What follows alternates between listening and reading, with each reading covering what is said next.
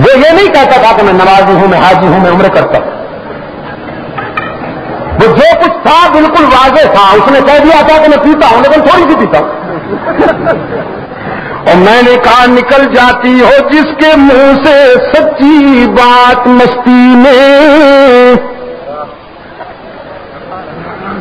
نکل جاتی ہو جس کے منہ سے سچی بات مستی میں، فقیہ مصلحت بھی سے وہ رندے بادہ خار اچھا.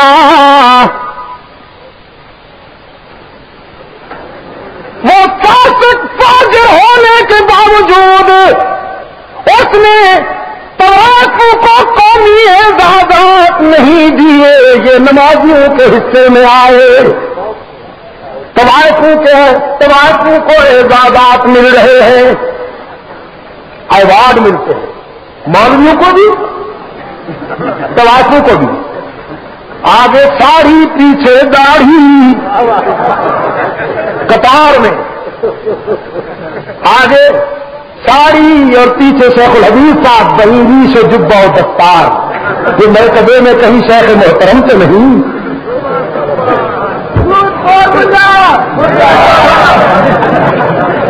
اور نمبر بنانے کے لیے نمبر بنائے. کاش کو مجھے ابو ظبی والوں نے، امارات والوں نے آنے نہ دیا.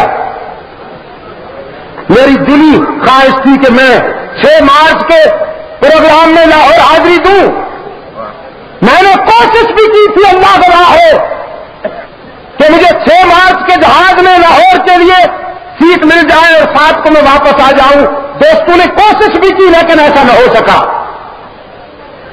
لیکن اللہ سلامت رکھے باضمیر باپ کے باضمیر بیٹے کو، غیرت مند باپ کے غیرت مند بیٹے کو، روشن ضمیر باپ کے روشن ضمیر بیٹے کو.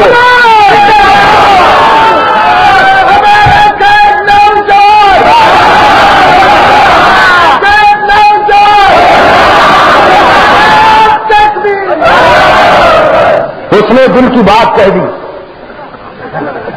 یہ آثار قیامت نہیں ہے کہ مسند علم و حکمت پہ بیٹھنے والے کی زبان سے یہ جملے نکلے کہ پہلا مارچ اللہ ابو بکر صدیق نے لگایا تھا. یہ آثار قیامت نہیں ہے دوست.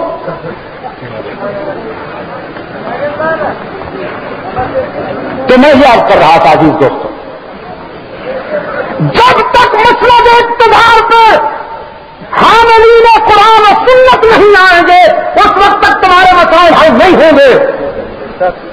اگر اس کے بغیر مسائل حل ہو جاتے تو رحمت عالم صلی اللہ علیہ وسلم شعب بنو ہاشم میں بیٹھ کر دعائیں کر کر کے انقلاب لے آتے.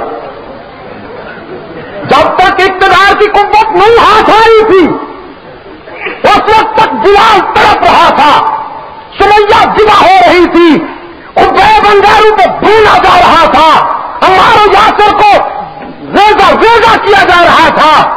لیکن جب قوت منظم ہو کر فاتح بن کر مکہ میں آئی تو پھر باطل چوہوں کی طرح چھپتا پھرتا تھا. میرے عزیز دوست، نہیں ہوں گے اس وقت تک مسائل حل جب تک کہ اقتدار کی مسند پر سچے لوگ نہیں آئیں گے.